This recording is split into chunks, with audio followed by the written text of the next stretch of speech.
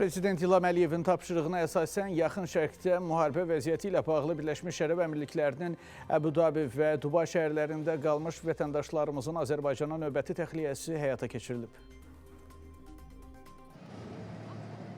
Onların bəziləri bu ölkəyə işləmək üçün gedənlər, əksəriyyət isə illərdir Birləşmiş Ərəb Əmirliklərində yaşayan Azərbaycan vətəndaşları idi. Yaxın şərqdə baş verən hadisələr səbəbindən günlər idi ki, Bakıya gələ bilmirdilər.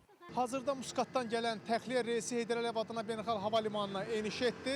Təyyarənin göyərtisində yaxın şərqdə yaranmış gərginliklə əlaqədar olaraq regionu tərk edən yüzlərlə Azərbaycan vətəndaşı var. Onlar dövlət tərəfindən təşkil olunan xüsusi uçuşla Bakıya gətirilib. Təxliyə Azal tərəfindən Muskat-Bakı marşrutu ilə hərəkət edən təyyarə ilə həyata keçirilib. Reyslə 195 nəfər Azərbaycan vətəndaşı, 1 nəfər Türkiyə vətəndaşı və 2 nəfər Azərbaycanda yaşayış icazəsi olan xarici ölkə vətəndaşları ölkəmizə geri qayıdıb.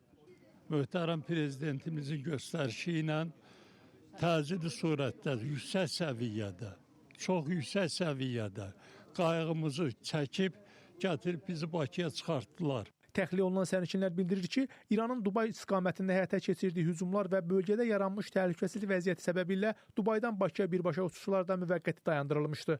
Uçuşlar ləğv olunmuşdu, yəni qayıda bilmirdik.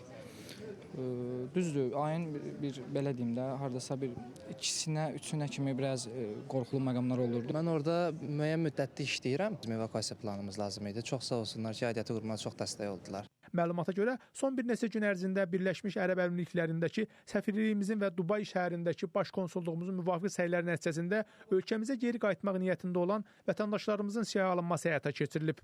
Hər kəsin kimin ki əziyyəti və bunu hamısını təşkil edən və sizə deyim çox səviyyəli, hər şey qəşəng idi. Bu 10 gündə yüksək səviyyədə Dubayda, yəni bizi hər bir şəraiti ilə təmin edən, əziyyətimizi çəkən hər kəsə dərin təşəkkürümü bildirirəm şəxsən öz adımdan. Qeyd edək ki, regionda baş verən hadisələrlə əlaqədar Azərbaycan vətəndaşlarının mərhələli şəkildə ölkəyə gətirilməsi istiqamətində tədbirlər davam etdirilir. Rəşad Vəkiloğlu, Bəkir Həşimov, Space xəbər.